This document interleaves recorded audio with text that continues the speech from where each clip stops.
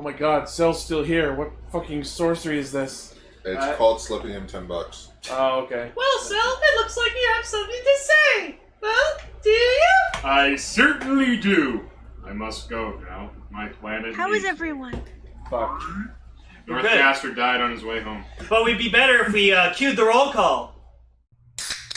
We are live!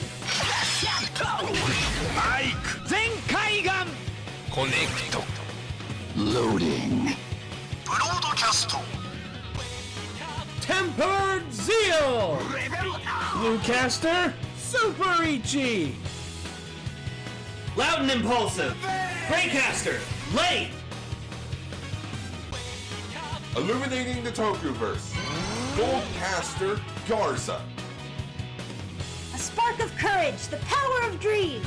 Orange caster, global soft perka. Power of anime runs through my veins. Crimson Caster, Show Raven. Trauma Inducer, Northcaster, Saga.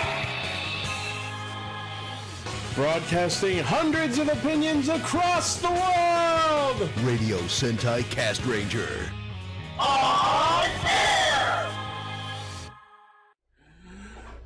Welcome to Radio Sentai Castranger, episode 296. Oh boy, we're getting close to the big 3-0-0. And speaking of we have a pretty full house today. Oh yeah. A Fuller House. There you go. In terms of Pokemon, it's fucking episode Slowbro Cop. I really like Slowbro. I got Decker to shop that for me. I was so happy. Wow. That's a good one. Because my dumb autistic brain thinks stupid shit sometimes. So I was like thinking, I saw Galar fucking Slowbro, and I was like, you know what? He needs to look like RoboCop. That'd be awesome. Here's a fun fact, Lane. It's actually episode Makuhita, though. That there's an episode of the original Pokemon anime that features Slowbro. And it's not the giant Pokemon episode. There's a professor in the episode with a Slowbro. And you know what his Japanese name is? What? Professor Ishinomori. Oh my god. And it's a reference to Shotaro Ishinomori. Yeah. But Is he Slowtaro Ishinomori? But he's designed after one of the characters from Tezuka's Astro Boy. Oh, cool. Yeah, okay. Oh wait, scroll back up. Damn it! There was a gift. There he is, yeah. There he is. Professor Ishinomori. Look at him punching! Look at him punching! He's so cute! No, I love Slowbro. He's definitely, Wait. He's definitely based off the professor that made Astro Boy. That is 100% Lane, though. Go to that. Excited? Yeah. No, like Slowbro, Slowbro is my new favorite Pokemon because he has so much going for him, and like I love Galar Slowbro. Like just look at this face. Look at him looking down at the shelter on his arm, just being like, oh god, what the fuck? Just the concern. Yeah, he's like, well, because that is a shelter that's clamped down on his arm. And then you have Mega Slowbro, like even more hard and tragic life, people. Honestly, Mega Slowbro just dying. looks so upset. Holy shit! And here's a funny image. That What is the funny. hell? No, that's hilarious. Never mind. It's too large. It's too large. Yeah, No, it's the wrong file format! I'm just sitting here Shouldn't I'm sitting here not quite able to contain myself Anyways. for 2 weeks to find out what half of the shit they revealed in that trailer actually does. Yeah. Anyways, it was a picture of like the new Slowbro as like Mega Man. Oh, yeah. Yeah. Because that's Because he totally has a Mega Buster Buster. can. And I deleted that photo. I'm sorry. Nice reference, guy. I just love how in the official art, I agree with So, you know Lane, what's funny, he's guys? looking at it like, what? If Hold on, so you were saying, Emily? That in the official art, Galari and Need to call Slowbro come is back just looking occasionally, at Discord. the shoulder on his arm like, oh my god, what? Yeah. Okay, so for those who might be listening to us for the first time, first off, thank you for joining us. What's the thing? Where are we this week, Ichi? We are a herd of Slowbros. Yeah. how much you had to slip him to say that? I didn't. Did you give him free cable? No, you've been watching too much. No, Raven gave me the cable.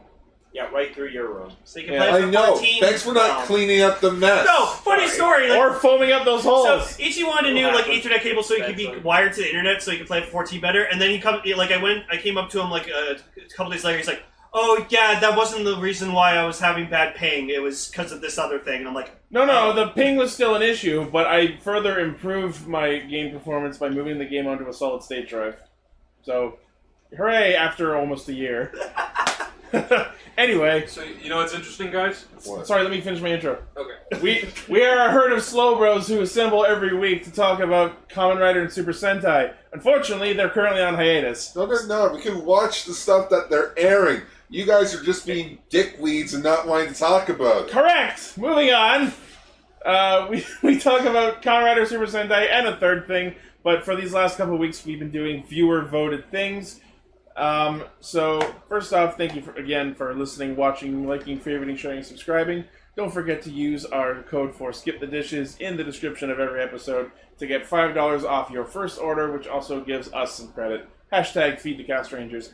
And if you're listening to this on the Saturday that it came out, make sure to post in the comments and tell us how you are one of our premium cast fans. Am I an ultra premium fan? It kind of has less relevance right now when there are no new episodes to talk about afterwards. One day, Vegas. One day.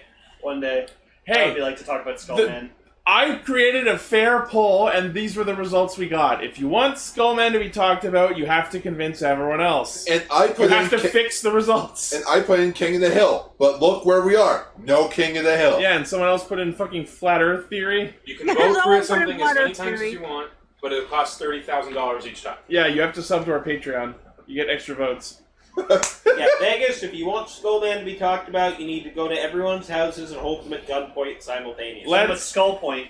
Can we not encourage our viewers to threaten people, please? No, do not do that. I'm please. here, you know that's not happening. You're right. I mean, Cell has held us hostage before. So Sally, you wanted to say something? Yeah. Go ahead. Funny thing is that if a certain invasion hadn't happened, I probably wouldn't even be here tonight, because I just read, do you know what was supposed to come out today? Wonder Woman 84. Yeah, but that.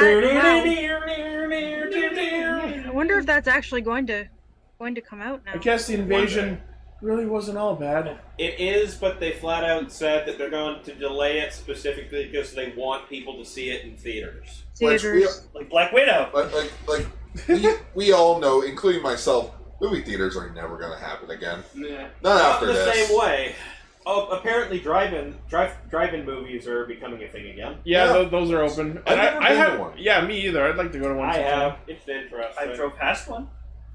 Well, that definitely counts. And there's a drive-in in Fortnite, so Ooh. I dropped into one. Also, that definitely doesn't count. Speaking of which, since there's like 7 of us here, I think 1, 2, 3, 4, 5, 6, Aircaster 7. And Aircaster. Alright, yeah, since there's 7 of us here, I think when the episode's over, we should tell everyone what's happening with episode 300. Everyone listening to the episode wishes they had been part of the Discord now. Oh! Any who's and what's and Okay, so our topics for this week are going to be, as voted by our viewers, King of the Hill! No. No, Yeah!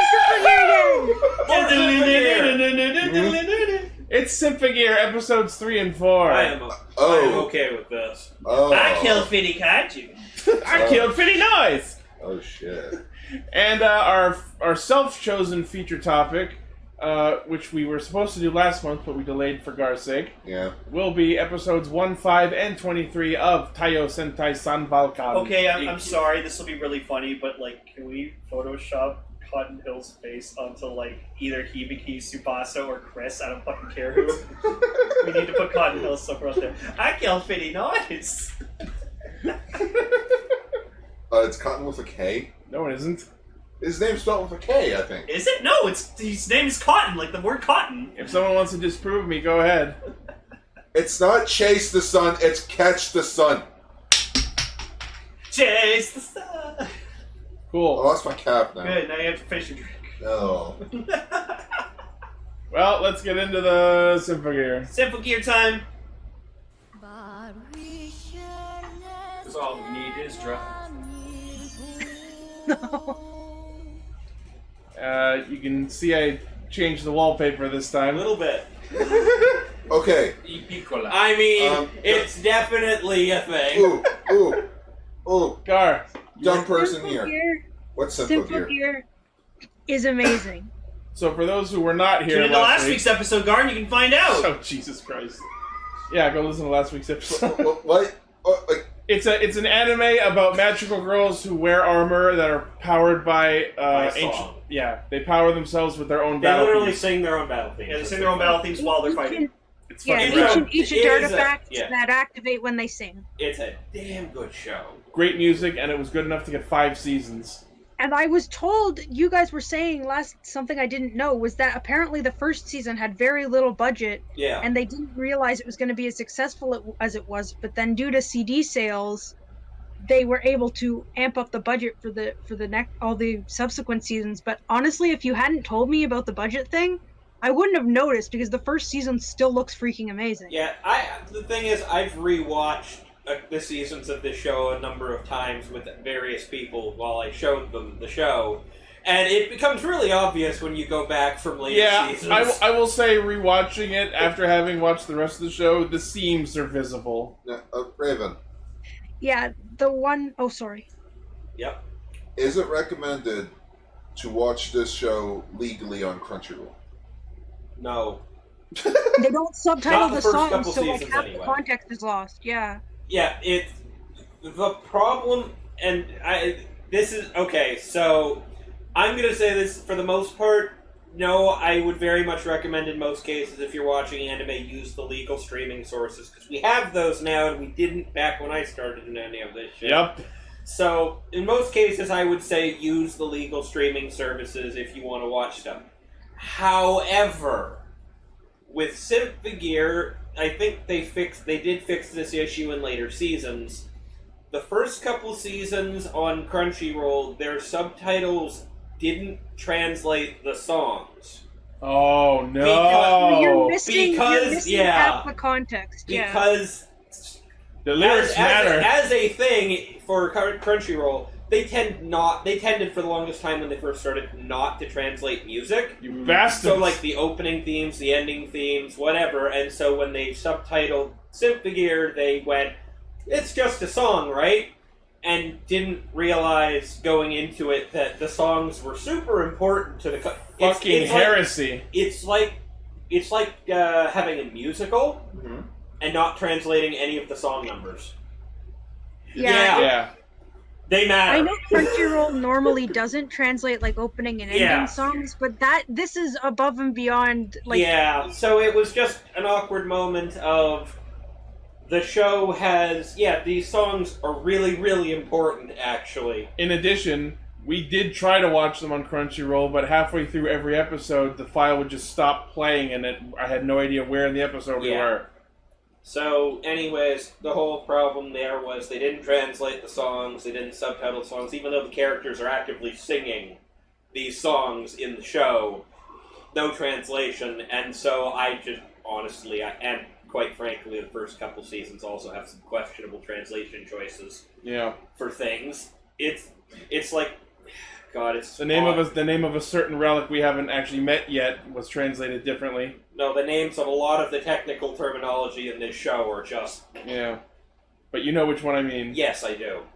But, anyways, for this, I would very much recommend there are a couple of certain not legal sources for this that actually did a far better job translating the first couple of seasons. I think season 3 is where Crunchyroll started actually translating the songs, and it's actually a lot better. But it was Hellfire says season 4. Oh, season 4 when they started? Yeah, okay. I knew it was like 3 or 4. It was one or the other.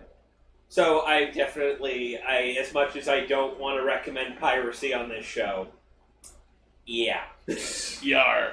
For legal purposes. I genuinely do not understand why they didn't translate the song. Because they didn't actually bother to look into what the show was about. They probably just had somebody translate it. That's what happens when you don't give a shit about your content. Season 1 wasn't initially on Crunchyroll. You could only get it through those more illegal means, and then they added it later. About the same time they decided they were doing Season 2. Alright, so episode 3 begins with Tsubasa and Hibiki fighting Noise about a month into their new fighting careers, and they're still not getting along, obviously. Well, yeah. Yeah. Poor Hibiki. There's a good reason for that. Yeah, they were not great to each other. Yeah. It's because, you're the reason my friend got killed. Yeah. Yes, Sort of. That's part of it. Okay. Well, Also- she's mostly blaming Tsubasa's mostly blaming herself for it. But the It's fact that just- someone is not only coming back to be a new partner, but has the same artifact as her dead partner is Well, probably not. You're using the same powers, you have pretty well the same song, and she actively said, out I'll loud, replace her! I'll be her She wanted replacement. to replace her, yeah. Yeah. I think it's because Hibiki thought that's what she wanted. Yeah, Hibiki misread that situation real hard. Hibiki tends to be a fucking idiot over There the was course of also the show. there was also a scene where Tsubasa I think said to Hibiki was he's like, oh, she used the spear, so you bring out the spear. Yeah, they actually addressed that, how everyone with a Symphogear has a weapon which is called an armed gear. And Hibiki's not able to bring hers out because she doesn't have full control of the relic. Not actually. She's actively not capable of it. Yeah. It is, her relic was incomplete. Oh, yeah. Because it's only just a shard of the thing, right? Well, yeah, It's a shard of a shard. Yeah. It's weird. So she's not actually capable. However, about season 2, partway through season 1, she does realize how to actually channel the energy that would usually go into doing that into something else. Oh, yeah. Which is kind of suits her fighting style a lot better. Yeah. And this episode is where we finally get some payoff on all of Genjiro's fucking posturing. God, I love him. You know how we said that he was a fucking badass and he didn't need a Symphogear? Yeah. Yeah, Tsubasa comes raining down from the sky at Hibiki with a giant sword rider kick. That was horrible. I'm like, why would you? I know you hate her, but Jesus, don't kill her. I'm gonna fucking kill you. I don't think she meant to because Genjiro says that her aim was off. Yeah. And then Genjiro just steps forward and punches it. Punches the giant sword out of the sky! And then his biggest complaint was oh, Tsubasa, you're out of line, but also, you made me ruin my fucking shoes. Those are $500 shoes, he asshole. literally blew his shoes apart with that. It was fucking crazy. So, I'm looking at this guy now, and I'm just like, what's your deal? He's so powerful. Okay, Lane, I can tell you the reason. You're not going to be satisfied by it. Okay. It's, so Genjiro's a big action movie buff. Yeah, well, he did mention that to me. He's like, oh, by the way, Miki, are you in action films?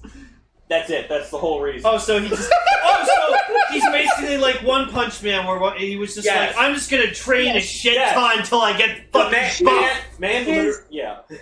He is absolutely insane, though. He might be the most powerful character in this universe. Yeah. He is incredibly into action movies and spent a lot of time imitating the stars of these movies. And in these episodes, you see him and Hibiki training while watching fucking Bruce Lee. Yeah, so... And that's the other half of that, is they did that. Yeah, that's actually something... Kaguya brought up the quote. That quote Kaguya saying, I watched a lot of action movies, ate well and slept well, is actually something he says to the main villain towards the end of the series to explain why the fuck. Yeah. No, and then one of the endings He's so strong, he can create giant craters that burn his shoes off, and that he can clench his fist so hard it bleeds. And then, at the end, we saw, him training with Hibiki, and then they're, dressed up like Ryu and Akuma, and I'm like, what? Yeah. He plays Street Fighter, too? Yeah. God damn it. Street Fighter's an action movie. So, the other fun thing about Genjiro... Technically. So there's something that got, it's the first episode of Season 2 this gets mentioned, but it's pretty relevant here. Hibiki mentions in the first episode of Season 2 and during a fight that she read something in Genjiro's playbook and she wants to try the strategy in this fight. Oh, yeah. And success works out. So one of those online little mentions that I mentioned during the last episode that got translated was Genjiro's playbook. It's literally a journal he wrote full of cool strategies from various action movies he's watched over the years. So literally, she's read this playbook and she's like, oh, you know what I remember? and literally try something straight out of an action movie because it's something Genjo wrote down as a good idea. That makes so much fucking sense. So he's like, He is amazing. I love him. So he's great. Yeah. So he's like Guard. He's like Nick Frost's character in Hot Fuzz. Also, Says that whole collection of action movies. Also, it's like semi-hinted over the course of the series that there might be something up with his whole bloodline. I mean, he is Tsubasa's uncle. Yeah. So quickly off topic, And that whole family is kind of interesting. Yeah. Add Point Break to the list. Haven't seen Point Break. No, it's just, Okay, like, so that's interesting. like you mentioned the movie thing, and it's just like, oh yeah, I got a list of quotes from action movies here. You in what army? He has an army. Yeah. So I'm the- gonna keep So going for I like this whole episode where where Hibiki's finally getting some combat training.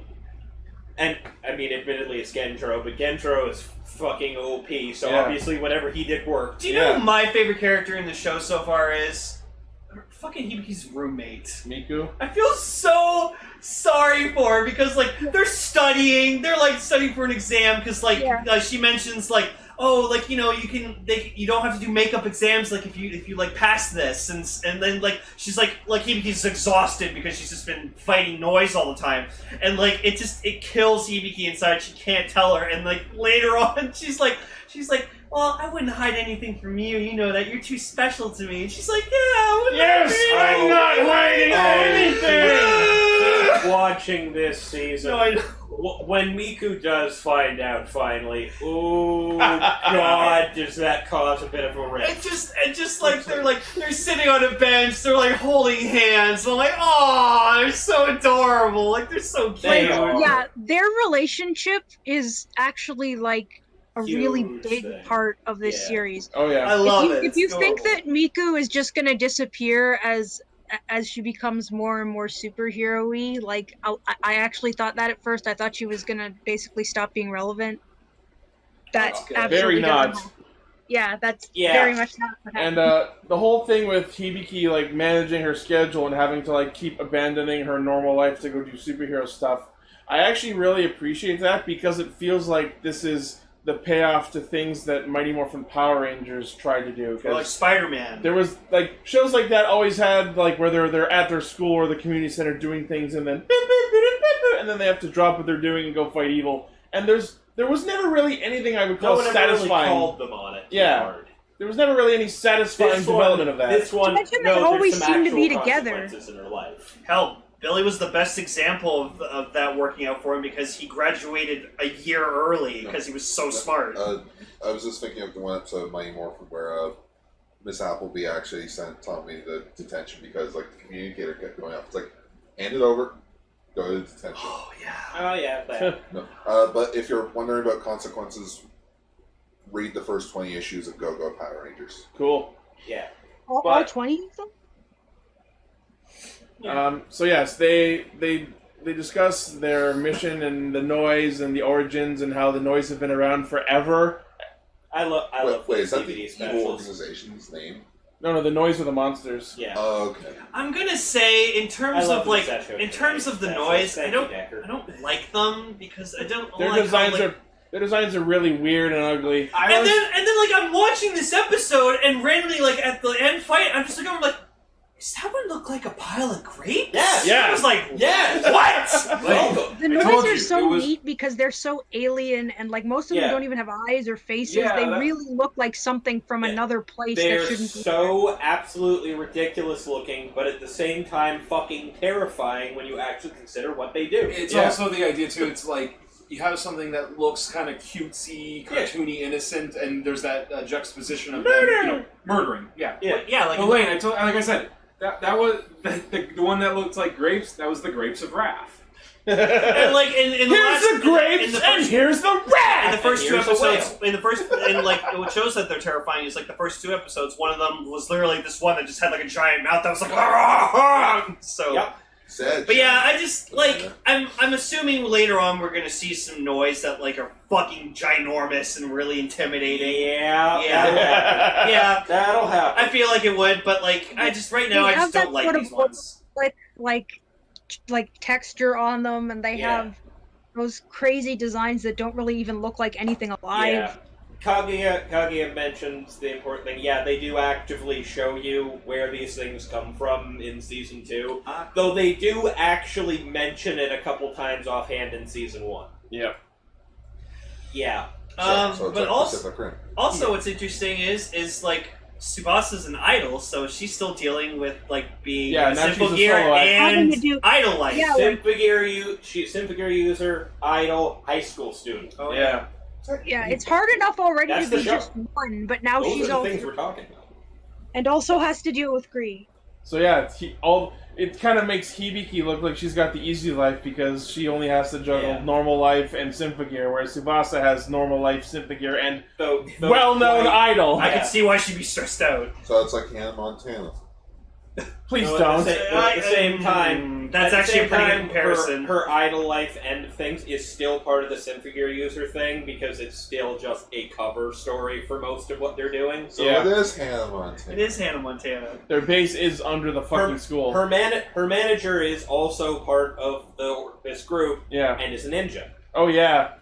More like a nun. Yeah, Ogawa, the dude with the glasses who explains shit to He's Yuji. fucking ridiculous too, by the Oh, way. he gets some moments. If you just look at Ogawa is amazing. Also, I didn't realize. If you look at him in the first couple seasons and don't quite think anything of it, and then you get a moment where he literally just evacuates a character by running across the ocean. Also, apparently Genjuro is Tsubasa's uncle. I didn't know that. Yep. We just said that, yeah. You will get to see more of her family as the show goes on. Yeah. Boy. Her family is fucked. Because we have 5 seasons and there's a whole lot of time to actually explore this world, and I think that's Yeah. really cool. Kaguya mentions, he has a bunch of skills he uses that Tsubasa uses in her Symphogear form. Yeah. That's actually because he taught her those. Yeah, including So- shadow pinning. Yeah, those are things, those ninja look-like skills that Tsubasa uses, those are all Ogawa's techniques that he taught her. Yep. It's just, she kind of requires to be transformed to have the power to use it. He don't. Yeah.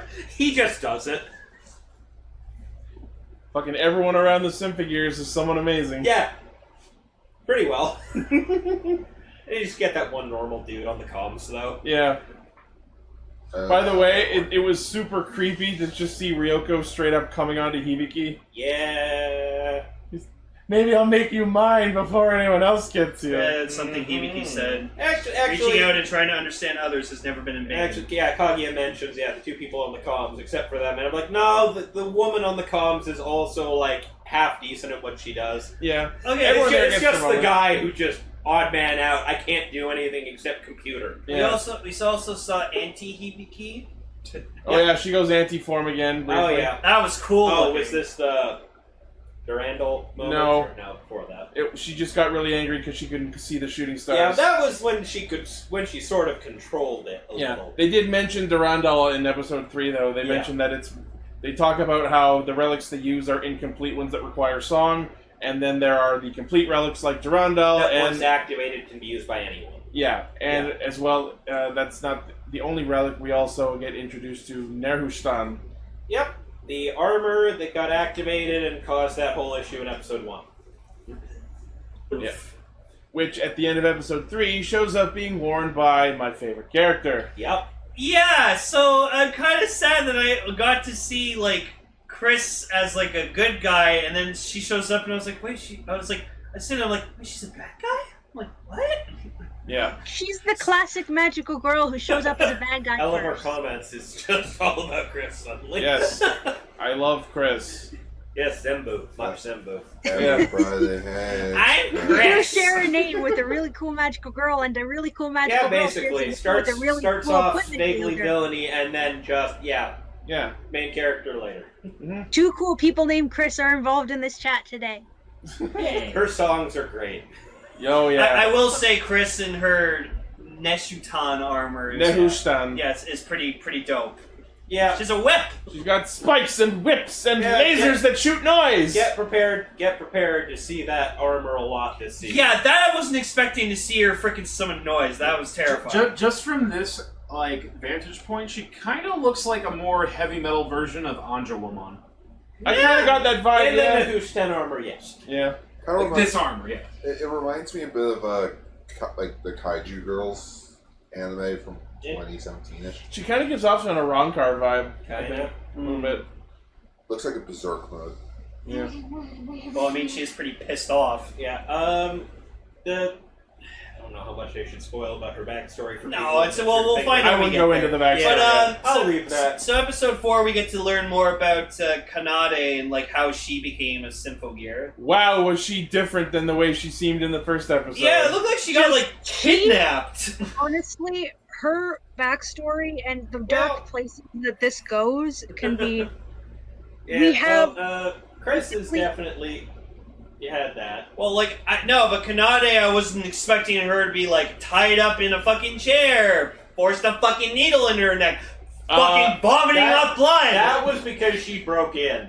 Oh, What happened was her family got killed by noise and she survived. So Yeah. the department picked her up as the only survivor, and she told them, "I have to avenge my family. Give me a fucking weapon." So they went, "Okay," And she didn't have they found she wasn't compatible, so they weren't going to use her, and then she just kind of forced the issue. Imagine you could just do that in any place. Like, my family's dead. I need to avenge them. Give me a weapon. They just, Here's a gun. It actually gets revealed later in season 2. There's a little flashback that the incident with the noise that killed Kanade's family is actually heavily tied to the main villain of this season and a relic that comes up really relevant in the second season. It's Excel!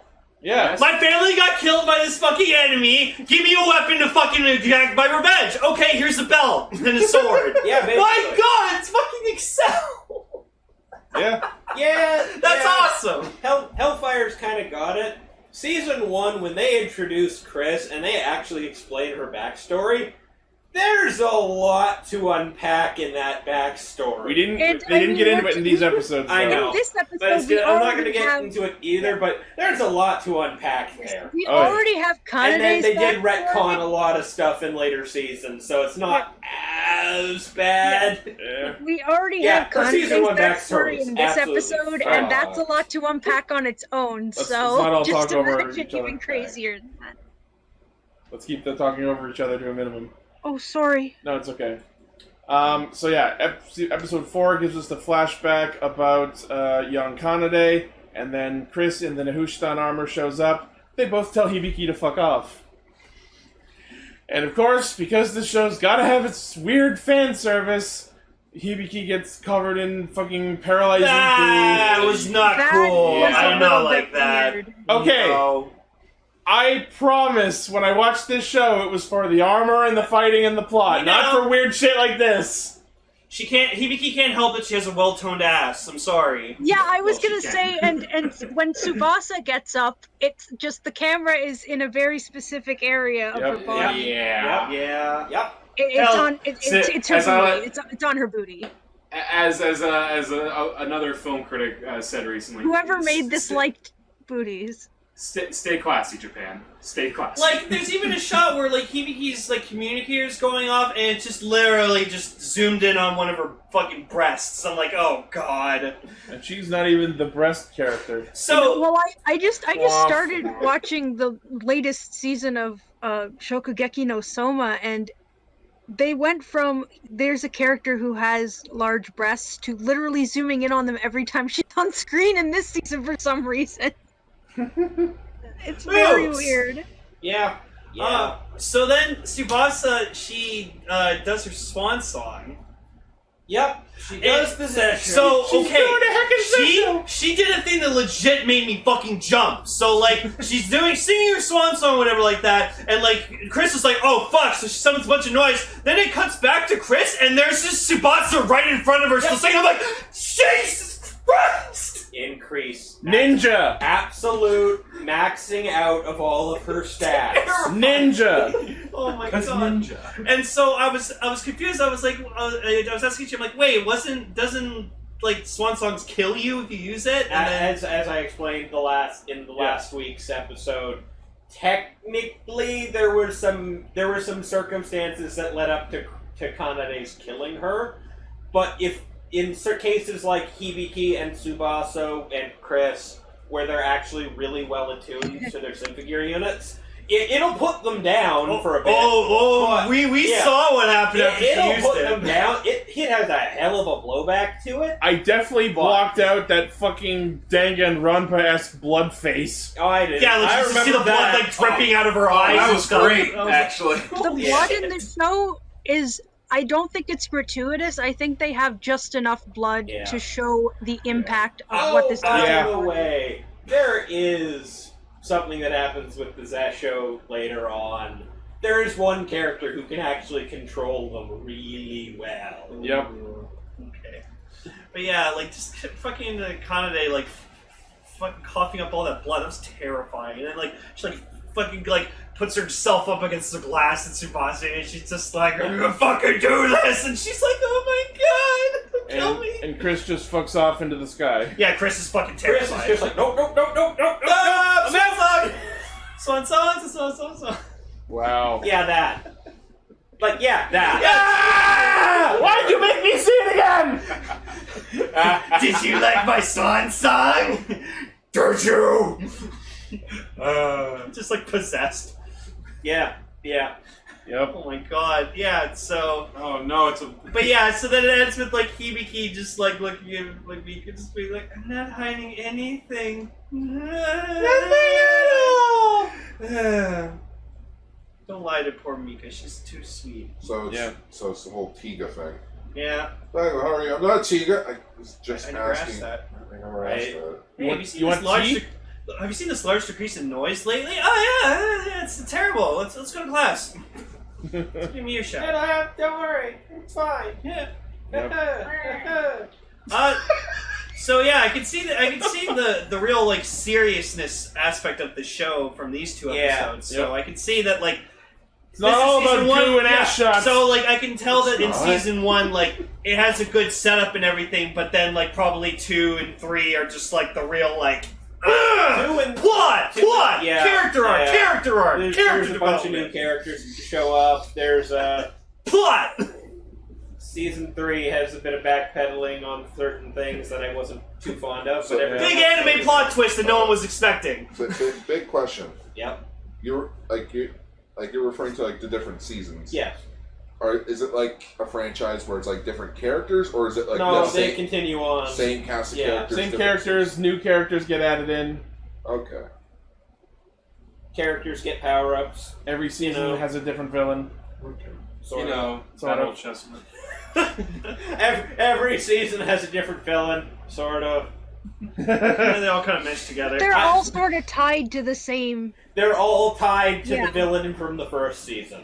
Yeah. Every single one of the villains later on is connected to her in one way, shape, or form. Man, it sounds like a shitty fanfic. Well, So I even- like it. Not So really. even though I already know that Chris is eventually going to become a good guy, now I'm interested to see how Chris becomes a good guy. Yes. So You gotta watch that journey for yourself. Yep. the songs are still awesome as you Songs Oh, are fucking yeah. rad. But like I said, season 2 and 3 have the best. Okay. Yes. It's Looking forward to that opening in season 2 or 3, whatever one was. It's not just the opening, the battle songs are all better too. trust me. Yeah, by season 2, the transformations are some Oh. of the best that have Oh, ever yeah. been in any show, I think, ever. Yeah, Hibiki's Wow. song in G is pretty good. When you start season 3, literally the first song that they do in that season is a moment where I just kind of sat down knowing the full context and just like, oh my god! Not only is the song amazing, but like the fact that it sequence. even is a thing is... All right. I agree, Kaguya. All right. Well, I'm looking forward to watching more Symphogear if we watch it. So. Alright, any other closing thoughts before we move on? I should probably watch this show. Yeah. Do it. If you... Honestly, if you it's probably, yeah. It's If- probably not for every. Sorry. No, go ahead. I was just gonna say it's probably not for everyone. It's definitely got some weird points to it, but I Yeah. mean, so is Toku and so is most anime and so Yeah. are most shows. As I said last week, if you're interested in getting to a point to this show where you literally watch somebody suplex a space shuttle, Yeah. If you can get past watch it. if you can get past the cheesy, weird fan service that it peppers itself with. That's every anime. The beginning of season 3 involves a lot of things that get capped off with an absolutely insane action sequence that caps off with someone suplexing a space shuttle. The space shuttle.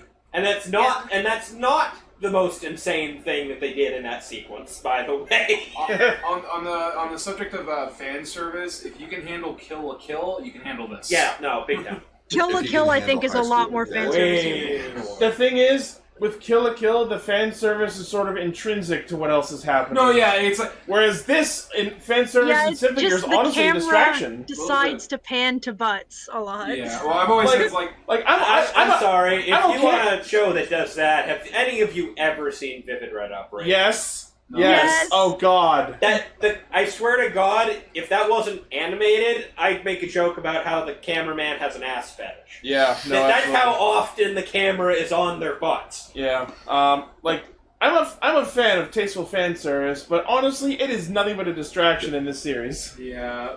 It doesn't help that they are children. Yes, that too. Especially oh my God! Someone drew Chris in need that stuff at all. Like it's got a great plot. It's got great songs. It's got great action. It doesn't need to be like, look, do you remember that people have bums? Yeah. No, you're absolutely right. Need it. You're gonna watch Kill la Kill. Watch it for Mako. She's legit my anime waifu.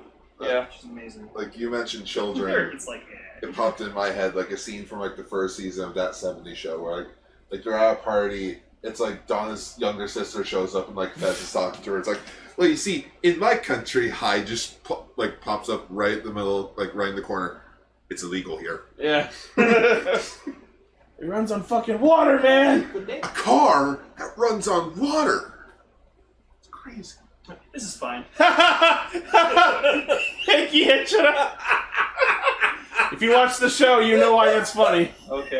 I find it funny to hear you guys laugh. All I know, this is just this is fine meme. Yeah, that's basically what that means. That's basically it. Yeah. It's somewhat of a catchphrase for her at some points. Okay. Usually when everything's fucking falling apart. Yeah. 2020, a gift. Yeah. All right, shall we move on? Yep. Sun Vulcan! Oh my God! Orange Caster suddenly vanished with no explanation. Oh no! Emily got taken away by an eagle, shark, and a panther all at the same time. So weird. They're eating her, and then they're gonna eat us. Oh my God! Well, that's baked in. Akayo, what are you doing here? He's not here, Lane. Oh. Remember, there's a difference between... You gotta leave the voice chat. No, the volume was on. I bet. Talking to myself. We're professionals! I swear. Remember, Lane, We're not actually. I'm Goldcaster. He's Aka Yellow. There are two separate things, and he sent me notes. Oh, okay. I didn't know. Sorry. Yeah, apparently Aka Yellow could not actually make it this episode simply because of, one, timing, but he did send me this. And I quote, Damn it. Greetings, everyone. I am Aka Yellow, the Super Sentai guide to everything that is Super Sentai. Man, I do a really good impression of that, right? Yeah, it's weird. Oh, yeah. Unfortunately, I have to go fix some problems up in the North Pole. So Yeah, because Cell's here instead of up there. So he's causing shit in Cell's place. Yeah. So I am. Oh God! I have to get home. So I am entrusting my duties to Goldcaster Googla. That guy can never get my name right. Googla? It's Garza. How hard is it? Gargles. Anyway, Goozla. Anyway. so talk about some Sun Vulcan for me, since it is really hot out. Like me. Well, you heard it himself. Looks like he wanted to catch the sun. Alright, so... Alright, let's get it out of the way. That theme song is rad as fuck. Yes, Yeah. performed by Akira Kushida, which is like... Oscar. One His of the kings of Toku theme songs. Go down. what started his Sentai career. Ooh, neat. Yeah. Friggin' half the songs from the soundtrack is nothing but him and like Kogure 73. I think that's like a band or something. I think so. But anyways, Taiyo Sentai Sun Vulcan, the 5th Super Sentai in the franchise. And the final Super Sentai series, written by Shozo Uhura before he left to go work on the Space Sheriff trilogy. Nice. Yes. This is a big thing. This was the third Super Sentai series to be co-produced with Marvel Comics. And a lot of people may now know the infamous story of how Stan Lee wanted to bring this show over here, film it with American audiences, but keep the fight sequences. Everyone called him a fucking jackass. Wow. That'll never sell. It would never catch on until, 12 years later. 12 years later, when Saban did exactly that. When the world was ready. So think of it. There is a universe out there where Marvel owns Power Rangers. Oh. And the craziest thing, they still own Sun Vulcan. Why? So get this. In Super Mega Force, they use some Sentai footage where Gokai Red transformed into Bald Eagle. Marvel still owns the characters, so they had to swap him out with Mighty Morphin Red. Huh. They had to make original footage for it, but they kept everyone else Sentai, like the Sentai suits, which seems kind of dumb. Like, what if you were making a Power Ranger thing? Why not use Power Ranger suits? But I digress. Yeah, but it's interesting to know that like Marvel still owns these things, even though they don't acknowledge their partnership with Toei anymore. It's locked in the vault deep in where we will never see. Yes. Down. This is also known as the Sentai with only 3 Rangers, with no extra Rangers later on. But we'll get into that late at the end. And it's all dudes. And this is the first Sentai to have a combining Megazord. Yes, it is. And we'll get to that. The episode starts with the invasion of the Black Magma Machine Empire of the North Pole. And may I say, this guy looks awesome. Like, I love that before we even knew what anyone's name was, I saw this guy and I was like, why are we looking at Black Manta Darth Vader? and then what's the name of the organization? Black Magma. We were so close. Black Magma. Oh, and apparently his name, the subtitles we were watching translated his name as Hell Saturn, but based on the way they're saying it, it's Hell Satan. Hell Satan! Well, I think they were going to with that because Saturn is a god and old I don't know, because they were clearly saying Satan. Satan. It's Satan basically said the same way. Yeah. Honestly, so it could go either way. Tomato. Hell, that was probably the point. No one says tomato. So are these guys... Ketchup? So do these guys realize, Hail Satan, Hail Satan, Hail Satan? Yeah, they don't. It doesn't help that his underlings refer to him as their Führer. Yeah. Welcome to Showa Tokusatsu. Yeah, the Hitler imagery is strong around these times. Have you seen Energy? Another interesting fact, this was actually the second Super Sentai series I watched. Oh. Nice. So after watching Gokaiger, I'm like, man, I want to go back and watch the 34 seasons that came before it. Granted, this was 2012. There was a ton of Sentai that wasn't subbed. Sun Vulcan was known for being the oldest Super Sentai series, fully subbed. Also, it's the first Sentai season to have an animal theme. Oh.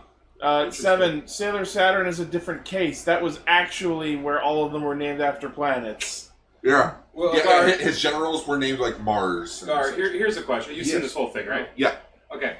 So, Saturn was the god of agriculture, wealth, and war. Does that have anything to do with them? With this guy? Maybe it was supposed to mean both, you know what I mean? Yeah, maybe. The way it's pronounced is basically just both of them are pronounced the same way. So. Yeah. He praises the sun god, so... Yeah, he worships Ra. Is that what we're supposed to believe? It's revealed late at the end of the show that it's just an alien brain. Oh, that's great. I'm a sucker for. God, this show is so fucking. I'm a sucker for a brain in a jar. It was amazing watching this first few minutes of the show and just looking at Cell, just going that music. What the fuck? Yeah, because they were using a lot of classical music. I don't know the compositions off the top of my Attack head. of the Woods. Yeah, no. You're Yeah, it was They used one bit, if you've ever seen Mad Max Fury Road, the part where the lead farmer is just shooting off at it. They used that theme, which was fun. Oh, boy. Well, as Gar was telling us while we were watching it, this show was pretty much no budget. Yeah, so you gotta use that public domain. Mm-hmm. Also, the first piece of music they used, because I'm Cell, so I need to make this reference, of course, was the theme for the Toxic Avenger. Night on Bald Mountain, like that theme. Dun, dun, dun, dun, dun. So yes, the Machine Empire shows up, which leads to... Mondo? Yes. No, Manda. Oh. So the United Nations get together to form an organization. I love how we actually see the UN. Yeah, like stock footage of the United Nations. Which, so they create this organization known as, the Taiyo Sentai Sun Vulcan. A member from the Air Force, a member from the Navy, and a dude who's good at climbing walls. And a park ranger. Okay. It's such a... I love it, Army, or Air Force, Navy, park ranger. I'm... Hey, Ron Swanson is a park ranger, okay? If I'm... I would love to see Ron Swanson as Vulcan. Okay, if I'm wrong about this, I'm totally wrong, but it's just can a Japanese man be in the U.S. Air Force? Yeah, he's a citizen. I mean, yeah, I guess so. Are you saying that Japanese people don't live in America, Lane? No, but it's just that threw me off for a second. You know what, Lane? The headcanon. Which one was he again? The red, right? Actually, the first American Sentai guy. Who do they call it is from Kaku Ranger, the Black Jiraiya. No, it's him. He was an American first, and then he moved back to Japan. He would be the second because of Diane Martin from... shut up! And then we have this girl that we meet who she looks the way she is and the impact I guess she has in the show. It looks like she could have been a potential fourth member. Yeah, they were really playing it up like that. No, they just kept it 3. There was an episode where she becomes like a Zorro type of hero. She. Oh, so it's kind of like Outright Pink or Pink Buster kind of thing. Yeah, Cat. Yeah, let me look it up quickly. So when I first watched the show in 2012, it fucking bored the shit out of me. Well, yeah, you were younger. You were 14? See, and that's 15. What I was gonna say. I love this era of Toku because it is so insane. Yeah. That's why I love X so much. It's just every time we go into a Showa series, there's something to just go, what? And just stuff from the 70s and the 80s are just super whack out of nowhere. It's like that stupid movie where the guy gets shot. He's ah! Oh yeah. It's just so dumb. There's a cheese to this that is just so great that I love. There it is. Legitimately. Oh my god. Oh, shit. You know what? I wish she would have had the dog with her and dressed up to like a sidekick. That would have been hilarious. Oh yeah, there's a talking dog. Yeah. Again, of course there is. That's the one thing they took from Denshi. Well, other than we'll get to that. But that was the funniest thing. So Cell and Raven are sitting on one couch. Well, basically, we're all sitting here watching Sun Vulcan together. There's a dog named CC in this. CC, which are my initials. Yeah. which the dog starts talking. Cell and Raven are oh, okay, that's neat. Both Lane and Ichi together were son of a bitch. Motherfucker! I legit recoiled, startled. I was like, Again! You just had this last season. Again, with the fucking talking dog! a talking dog! That's when I got VR Trooper flashbacks. Oh, Jeb. I love Jeb. Jeb's voice actor was also Goldar. Was he? Yeah. That's fun. That is... We are VR! Oh no! Now Troopers 3! Yeah, that's the funny thing. Goldar's voice actor. Virtual reality! That's why I hear Goldar's voice actor you say can hear full Goldar lines coming out of the dog. I will destroy the VR Troopers! VR Troopers. Oh my god, someone needs to fucking shove Goldar's face on the Jeb. Oh no. So Did we name our 3 Sun Vulcans? Vol Eagle, Vol Shark, and Vol No, Panther. like their actual names. It doesn't matter. Really? No. No. Hold on. I have their names written down. Ryusuke Owashi is Vol Eagle because Washi. Haha. Samejima Kenji is the blue guy because Same for shark. And Hyo Asao is Vol Panther. I don't know which of those words mean panther. Okay, so Lane. Oh God! Yeah. Let's have this conversation. Go ahead. So in the opening, it shows like when they're introducing like their Sentai versions of themselves. Like it shows like eagle, like it shows the helmet, and then shows like an eagle, and then for shark, it shows like a really horrible, low quality shot of like a shark's. It was the early I get 80s, it. like underwater. But then we get to Vol Panther, and it just cuts to like a cheetah. Okay. They were cheating. Or Cell explained this to me, so now I have more sense of it. Okay, so They were cheating. Ha ha ha. Okay, is he supposed to be an eagle or a hawk? It's an eagle. Okay, I couldn't tell if it was an eagle or a hawk. Because America. America. Yeah. Morka. Anyway, so the funny thing was, I didn't actually catch that the first time around that it was a cheetah. So Lane was asking me, like, what did you ask? I was just like, are there actual things as like Black Panthers? Okay. You thought it was a leopard at first. I thought it was leopard. Well, Well, okay. leopards have spots too, Okay, right? yeah, okay. Here's the thing. Oh, here I'm back. You know what? Science with science! There we go. All right, so Old favorite. for everyone who doesn't know this, in real life, a black panther, there's no such animal as a panther. A panther is just a black version of either a leopard or a jaguar, right? It's more likely than not a leopard. Black jaguars are really rare. Anyway, so like, yeah, Black Panther, the movie, kind of lied to you, but that movie did lots of lies. Also, Bagheera's a lie then.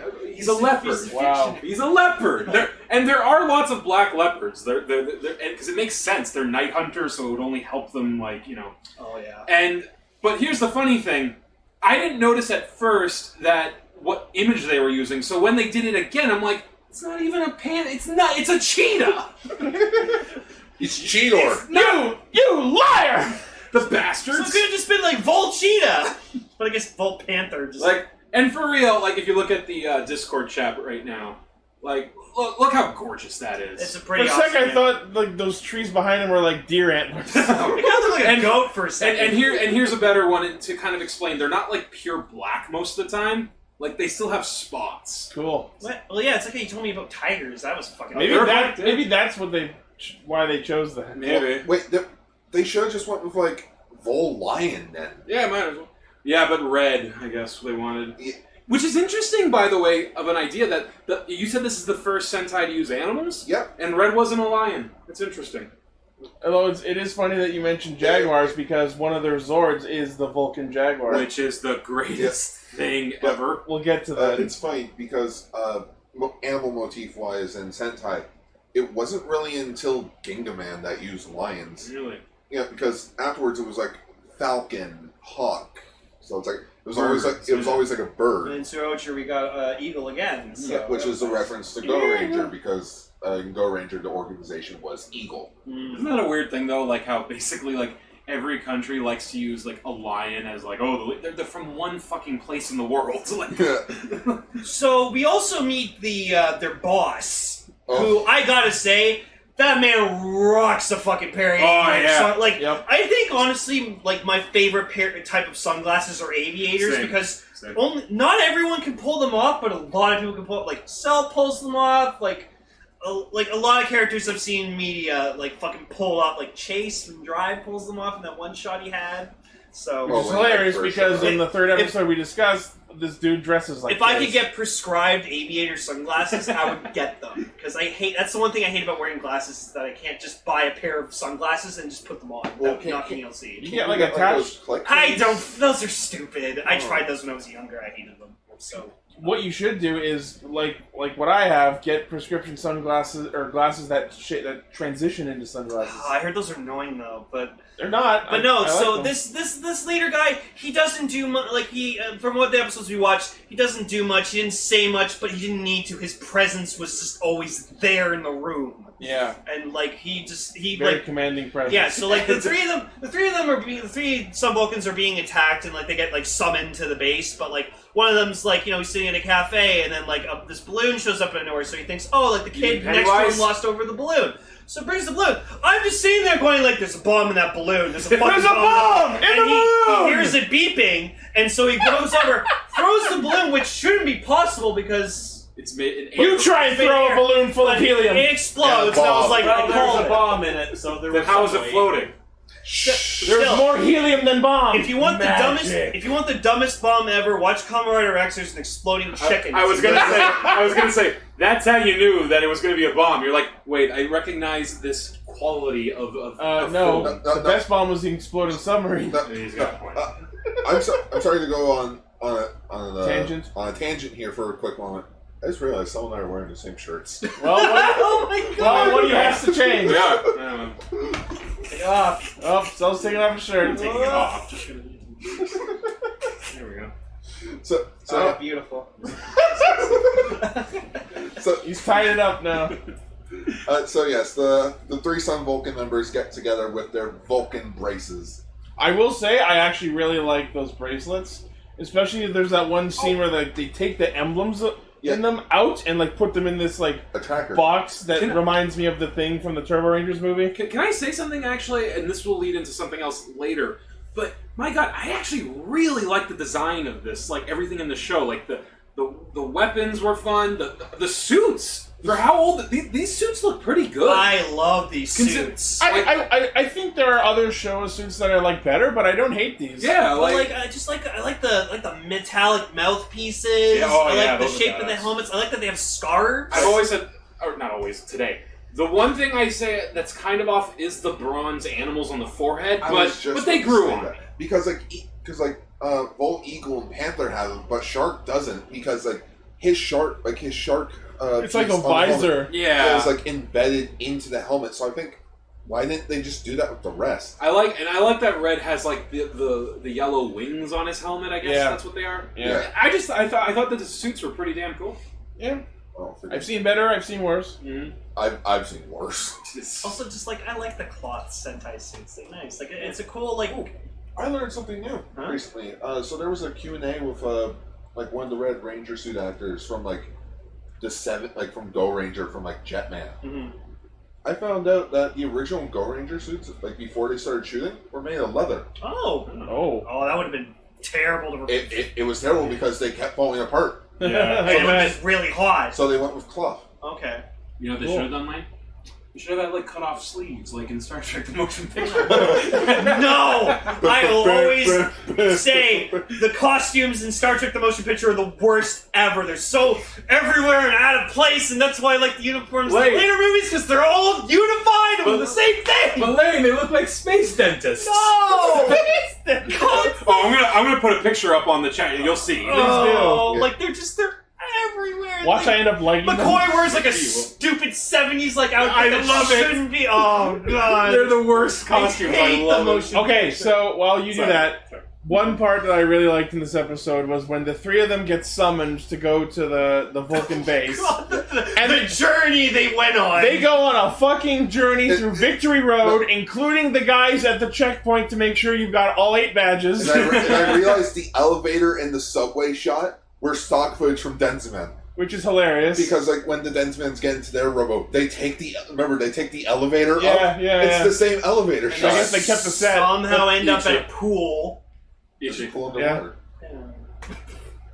Look at these two. Okay, those are... Captain Kirk is sitting in the captain's chair, flying the ship that's going to do something to save the galaxy, and he's wearing that. Okay, those are pretty fucking bad. So dumb. They look like NPCs in Mass Effect, right? But yeah, so what's the? But I hadn't finished my thoughts.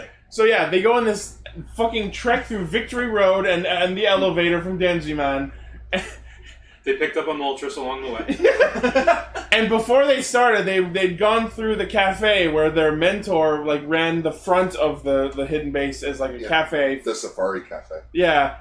And then after this long trek, they get to the office of their leader, and the dude spins around and he's in the chair and he's beating them there somehow. And he's super awesome. I love it. And I'm just sitting there, it's so what you're telling me is there was a faster way to get here. He took the escalator. No, because he's so fucking cool that only he would know the faster route. Or maybe it was more like this. How'd you beat us here? How did we get here? And you got me. By all accounts, it doesn't make sense. Was it at that point he was wearing the coat? Or No, it was in the last episode. Alright, we'll get to that then when we get to that. But it's funny, when he turns around the chair, he takes off one pair of sunglasses and puts on the other pair. What I was hoping was... These are my business shades! What I was hoping is it would be an airplane joke where he takes off the glasses and there's more glasses underneath. It's like we didn't have the budget for that. It's like in Ground Zeroes when like you rescue fucking Hideo Kojima in a mission and he's wearing sunglasses. Snake takes them off of him and gives him like his glasses he had at the time, and he just puts them on. It took you so long, Snake. Yeah, it's great. No Kojima. But yeah, no, I love the guy. He like spins in the chair and he's just there, and then he's just like, "All right, you three are now Sun Vulcan. All right, call signs, Bald Eagle." And they Bald Eagle. Oh my God, the first tensions. So it looks like they're in a really tight, tiny ass room, but they somehow managed to fucking do like bunch of fucking front flips, and the suit pops out like fucking Spider-Man. Can we talk about how like the best thing about how their transformation is how the suit is clearly just a suit. Oh my God! Like, so yeah, we see the henshins, and it's them like they're in like a black void space, like it's fucking Digimon Evolution stock footage. They jump and flip through the air, and then they cycle that footage so that they flip at least 5 times in rapid succession. And then there's a fucking spiraling zoom in of their suit, and it's just the suit lying on a floor. But it's going so fast that you might not be able to tell unless you're really paying attention. A little kid probably wouldn't notice. Like, yeah. And you want to know the funniest thing of all, guys? That's it. That is the only time where they use that stock footage. Thank God. Every other time, they're either already in suit. No, that's pretty much it. Oh, so that's why in every single Sentai Henshin compilation, I always see that fucking clip. Yeah, because that is the only time where they actually do a proper transformation sequence. It's just But yeah, they do the flips, we see the suit spiraling, and then they're just there, and they just like adjust their mouthpiece. I like yeah, that. Okay, can I just say this too? I was not expecting... This might be, at least from what I've seen, and admittedly it's not a lot, I don't think I've ever seen more flips in a Sentai. Right? Wow. Like, you could do a drinking game. How much they flip. Not even when they're fighting. They're just flipping. Everyone's flipping. The suit actors must have been contracted to do like 20 flips a shooting. Let's remember that we only have 3 Rangers this season. We have to make up for that time somehow. You know, you're right. And you also got to remember this. The next Sentai after this was filled with like gymnastic people. Oh God! So there was more flipping. Oh no! Also, Volt Panther's face was terrifying when he just like Volt Panther. He looks like he was afraid. Yeah, and then you just see like a cat, like a panther, or like a cheetah, whatever, just going like. Rawr. Okay, something I didn't pick up on. Their base is in a zoo. It's under under a zoo. Yeah, it's underneath a safari. Yeah, the first time like the ground opens up and like all the stuff comes out, I was just like, why are there buffalo? And then it wasn't until they're at a zoo. Okay, Yeah. Japanese buffalo. Yeah, it's a cover. Those were American bison. Japanese lion safari. Born free, then caged. Oh, I surrender that. For your edutainment. So yeah, the monsters of the show are called the Mongers. The Mongers. Oh, and quickly, can I just say, for as simple as they were, I kind of love the mooks of this series. Yeah, they were pretty good. It was just guys wearing like the spandex, like they kind of reminded me of Spider-Man 2099. I was gonna say the exact same thing. Like they looked like Spider-Man 2099. Yeah, it was simple. It worked. If it had 0 budget. And they had guns. Yeah, they have guns in a couple shots. I love that in these old school Sentais or Toku or whatever, where the mooks are like, they're like played up as like, oh look, it's the mooks, aren't they? So they just have straight up assault rifles. I shut it. It's like what was that? Was that like joke thing you sent a couple weeks ago? Of like one of the riders just holding an actual pistol. Oh yeah. Oh, the Jin photo of like the guy has a gun. Yeah. The one that I'll use this gun. The one that gets memed in our chat all the time. Oh wow, gun. Oh wow, gun. New power up. So, oh man. I wonder if it's loaded. So yeah, we have their mechs for the show. First off, the carrier Zord, the Jaguar Vulcan. Look at this fucking thing. Look at that. That's teeth. The unexpected breakout star of the night was this thing. This is the best thing I saw in this movie. It took me an episode and a half to realize what it reminded me of, and it looks like one of the fucking things from Our Real Monsters. And then it took me until the end of our viewings to realize what it made me think of. I'll put it on there in a second. And the thing, that's just the carrier sword. Yeah, and it's the best thing. That didn't even partake in the actual fighting. Well, it has 2 missiles. Also, it's motherfucking huge. And then it opened its fucking and when I say opened, I mean detached its top jaw to open its fucking mouth Pac-Man. and let out the Cosmo Vulcan and the Bull Vulcan, which are a ship and a pair of legs. This was awesome. Hang on. Keep talking. I know what it reminds me of. Speaking of the carrier, though, you know what else I actually genuinely loved? The Megazord. Yeah. Like, again, considering when this was made, it's pretty badass looking. Sun Vulcan Robo. It's simple. This is our first combining Megazord, and did they knock it out of the park? Okay, I got it. Sure. That alligator teeth. Yeah, I won. Hell yeah.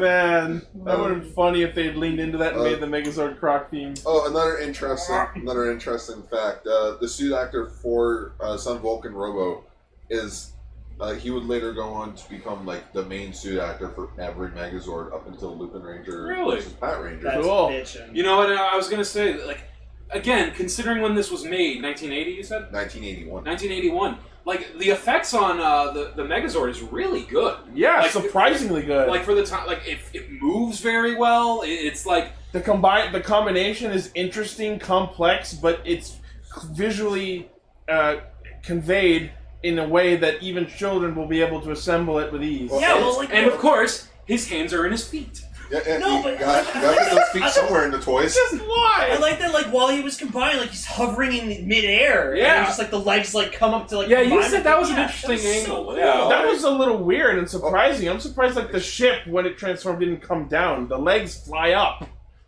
Slow down. No, you speed up. Yeah. Speed up, down, up. Floor it.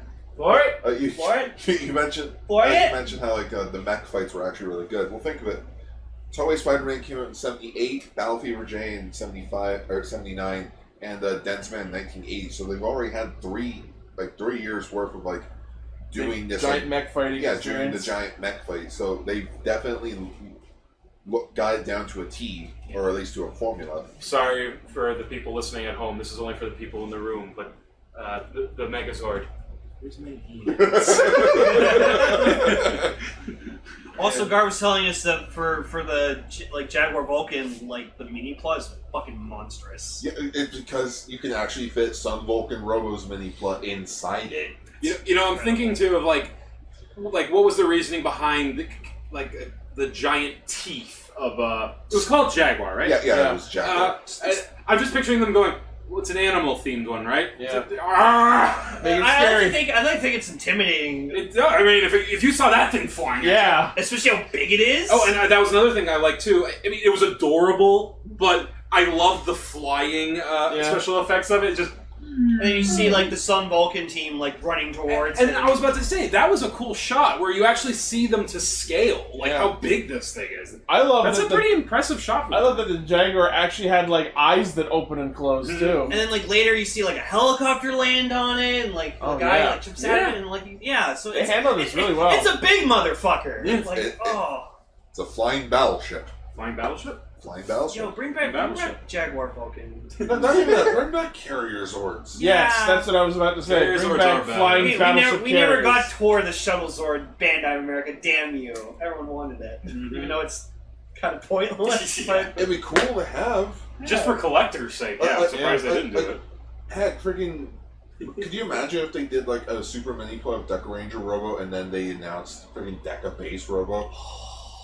That thing would be half the size of the actual Deca Base Robo, but it would still be huge. Yeah, because like the Deca Base Robo DX toy is already big enough you can fit the swords in that. The Super Train Megazord from Lightspeed Rescue, that thing's massive compared to the other Zord because you can actually put them inside. The inputs are impressive, man.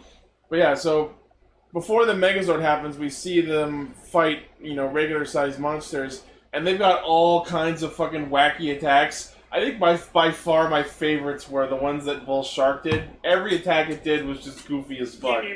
And just whenever you saw Vol Eagle just fly, he just did this like, oh, he's wire. He's just like has his arms weirdly out. He's just, and I'm like, that's what eagles do. It looks like he's missing a hang glider. Sorry, but like Red Hawk did it so much better because he actually had the wings and he'd be like, I love when in any form of like fiction when people try to like act like animals when they fight. It's like animality. It looks cool.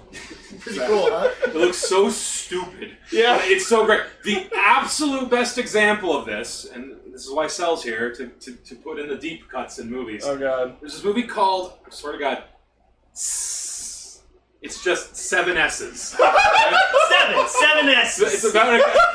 It's about a guy who is slowly turning into a snake.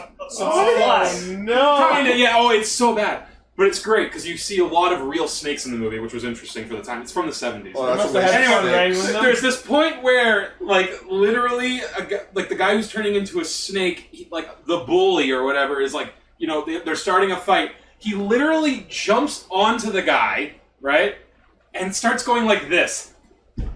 Like awkwardly leaning forward to bite him? Yeah, like striking his neck with his mouth. Did Brad ever review this? He should. Oh no! We'll get the Canadian version of Brad to do it. I was gonna find the poster. Oh no. Hey, what do you guys want to go see tonight? I was thinking of going seeing... Well, actually, like, is there a scene where someone like plays a flute and he just like worms out of a basket? I wish. That's a missed opportunity. Speaking of missed opportunities, the freaking final attack. Oh my god, it's just Go Ranger. It's just, alright, what did Denziman have? Boomerangs. What did Battle Fever J have? Batons that turn to a cannon. Jacka, they freaking seismic toss the bitch. Go Ranger, a ball. Let's do that. Let's do that.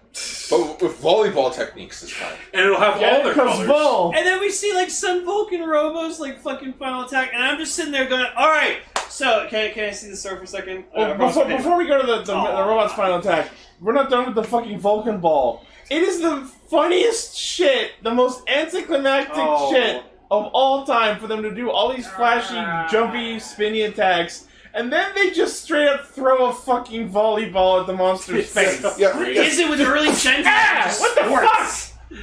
Get kids energized. And apparently that just triggers some mechanisms inside the monger that starts spinning and it grows back. It was literally like, kids, you can flip and stuff like the Sun Vulcans. I was like, I blinked. What did I miss? Like, why is it? I didn't realize that's how he got big. Right? I saw that. I'm like, wait, what? Why? This is kind of skipping ahead, but Lane, you were right, because in the next episode we watch, you actually see how they get bigger, and it's a cool effect. Yeah. Like, it looks kind of stop-motion-y. Yeah. Okay, so, the Sun Vulcan Robo final attack. That movie, what's it called? Rubber. Rubber's actually amazing, though. Like, it's a legitimately good movie. Maximum Overdrive, though. So... I'm seeing they're they're about to do their final attack or whatever like that, and I'm just like, oh gee, what's it gonna be? Because it has a sword. Is it gonna be a giant fucking circle that circles around and then they slash? Or is it gonna be like the Is it gonna be called Vulcan Dynamic? Like the diagonal slash? That'll be a year later. So like, because just that's what they always do with the sword techniques. They always do either like the circle or the diagonal repetitive slash. It's because it's easy to do when you can't see. It's sweeping and cinematic. I was gonna say that's probably has something to do with like the limitations of the suit. That's why I like when mechs use guns, because it's just like you just fucking. Well, Lane, go Vulcan gun. Lane, Yeah. you're forgetting the best Megazord finisher ever in Wild Force, where it kicks the armadillo as a soccer ball. Oh, I love and there's a that. stadium and everything with the cheering crowds. No, by far my favorite, and this is a really weird choice even by my standards, my favorite Megazord Hisatsu is the Turbo Megazord, because it fucking spins with the sword and just rushes out. Oh, right, yeah. And Turbo Megazord spin out! Yeah. And then you just get the shot repeated back and forth of them in their cockpit spinning. Whoa. I gotta say too, this Megazord had I like the weapons it had. It had the shield that had like the chainsaw blades on the side. Yep. Plus a little dagger. I didn't notice that until like the third episode. I'm like, wait, when did he get his shield? Lane, it's been there. He's had it the whole time. And his main sword was actually kind of... It was a rad sword. Yeah, it was, like, again, like, kudos to these guys for developing some pretty damn cool tech. Like, it looks cool. This show looks cool. Like, the designs are very simplistic, but they work. And I can honestly see why Stan wanted to bring it over here. It's like, oh, this is really awesome. Kids will love it over here. Excelsior. It'll sell. They'll be my Power Rangers. No, that sounds stupid. Nice. It'll be the best thing since the Brady Bunch reunion. It'll be the greatest thing since sliced bread, and I was there for that. I sliced the bread. I was the one that sliced the bread. Me and Betty White, we did it together. So it leads. So another big thing about this Sentai, it was the first quote unquote sequel series. So apparently, behind the scenes wise, before the show went into production, they wanted to keep going with Denziman. Do another set of episodes, but they're like, it's too much time constraint on everyone, so it's just easier if we just keep changing the cast. So this was Sentai's first instance of what Lost Galaxy did. Yeah. I see. Interesting. Yeah, but they still wanted to do the whole sequel thing. Like, they wanted to have the Denziman show up, and they were gonna team up with the Sun Vulcans. There's photos of this potential crossover. Is it that one we saw where they're arranged in that awkward combination pattern? Yes. You might want to throw that on the thing there, Gar. Yeah, I'll throw it up there. Put it in there. But unfortunately, I don't know why they never actually did the crossover. Had there ever been a crossover before this? There was with Jacka with Go Ranger. Okay, I was gonna say. However, in 1981, they weren't considered a part of the Super Sentai franchise. Oh, these guys weren't? No. Go Ranger, Jacka. Oh, yeah. So okay, then you know what it could have been? It just, maybe they were worried, Semantics. we never tried this before, maybe we're not sure if it'll work. If I had to guess. Yeah. I'm just trying to find I mean, that would have been cool. It had just been scheduling conflicts with the guy. It could have been it too. So hundreds of reasons. I mean, of why it could have been. KGOBA was probably still doing stunt work for these guys. Yeah, there they are. Oh, that's not the image I was No, thinking of. the one. Oh, yeah. I know which one you're talking about. I'll grab that one as well. I should be able to find No, it. I got it right here. Okay. So you in the chat, you see how this is such a nice picture of the group all together, doing their poses. Yeah. And there's that. This is some Mighty Morphin Power Rangers shit right here. This looks like it was a porn parody. Go on that picture again. it's like the gift of the. What is happening? Like the gift of the. Are they trying to spell kanji? No, yeah. What is the? It's Kiramager before Kiramager. What's the plan here, guys? What are you attempting? It's like the gift of the Mighty Morphin Power Rangers doing that thing and they're And then start dancing. yeah, that's so weird. However, not everything was lost for this sequel. Sorry, Gar. 1 second. Yep. I just feel sorry for who's ever pink. You're just looking straight down the barrel right there. Well, at least she's not touching it like red is. Oh, his God. head. KGO's dicks on someone. Freaking. So, yeah. Oh, sorry. This just reminds me of that meme template. Anime when I'm watching by myself, it's awesome fights. Okay. Anime when mom walks in. Go up on the chat. Sentai when I'm watching by myself. Sentai when my mom walks in. Yeah. Basically. Yeah. So, guys, you remember when we talked about Denziman during Metal April? Yeah. You remember Queen Hedria? Yeah. She's back. In pog form. With a new heart. Yeah, a new. Hail Satan, man. Yeah, so She got straight up Nightmare Before Christmas operated on. yeah, so in the finale of Denziman, she just kind of fucked off. She's Fucked off, got frozen in the North Pole. No big deal. Like she's sitting in her throne, and it's it's over, Hedria, we won, and it's bye bye, and she just freaking goes down and shoot. Yeah, goes down and shoot, done. It was very Batman 60s. Yeah. And it's okay, that's a bit weird. Apparently, she got frozen in the Arctic. Yeah, maybe the tube took her straight to the Arctic, and she went Captain America and just landed. Well, I'm fucked. Froze. Oh well. Yeah. Damn it. She wakes up and she's like, How much time happened between the end of Denjiman and the start of this show? A month. Yep. So she was frozen for a month. Yeah. Beats Captain America. Yep. Hey. Well, that was a long 60, 70, 50, 40, 30 years. Depends on the continuity. So it's 1970, 80, 90, 2000. Yep.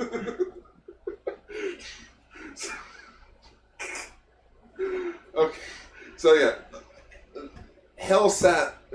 Hell Satan! Yeah, Hell Saturn revived Queen Hedria with an artificial heart, thus becoming half machine. Oh, and can I say it's Hidorian. the effects, like the special effects on that heart, were kind of gruesome, and I loved it. Yeah, like it was the way bleeding. it pumped. The way it pumped. It And creeped So like me a out. syringe kind of thing. Yeah. Like, blood through it. And I absolutely loved that the mooks were wearing proper. Oh my gear. god! Yeah, like Yes, scrubs They had and scrubs. masks. They were wearing masks.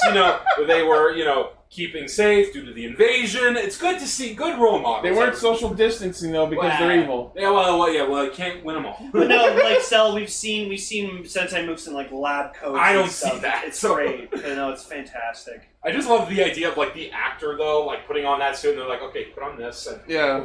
put on the mask. And the thing, she went No from one cared who we were until we put on the masks. she went from that to this. That's a downgrade. Yeah. Like even when she was wearing, Afro, like, disco ball, microphone. I was about to Where say- the fuck do I start with this? I was about to say, like, I was like half expecting like Black Magma. Or, wait, what was his name? Hell Satan. Hail Oh, Saturn. he was Saturn, right? Yeah. Yeah. Okay, I was half expecting Hell Saturn to go test, like tapping on her head. No, like when she was trying to lift Are I her will use you to broadcast Are you the awake? revolution. Are you alive? Test. When she was like lifting her head up too, look like she was having like it was heavy. Oh my like, god! And you know what? Just like falls off. What's her this head. actor's name? Oh, I can't remember her name. But she plays Witch Pandora later. Yeah, and I was gonna say, you know what? This woman is having the time of her life. Oh, absolutely. It's so great. And every time she cracks that evil smile, Oh, it's just, yeah. it's And in the other episode, she had like glitter lipstick. She's got glips. so. She's got Darth Vader's chest for some Yeah. reason. So I wonder if she like at one point was just like, so where are the Denzi men? Who? Well, no, she brought up the Denzi Man at the end of Every her episode, she's like, damn those Denzimans! Yeah, she's like, oh my goodness, I put up with the fucking Denji Man, now I have to put up with another fucking team? Some Vulcan, what the fuck? Well, there's only 3 of them, so they shouldn't be that hard. Where's my dog? No, it's the whole freaking Mesagog Lothor thing. It's like, at least you only had to deal with 5. I had to deal with 6. Oh my god. Giant plushy ditto. Yeah. He's going to replace you. Morph me! Just, if you hug it too long, it's gonna transform into you. Yep. He's like, no, Lane, it's gonna be like the Garfield where he turns into the house. Oh no, Oh, no. I was hungry. I must transform.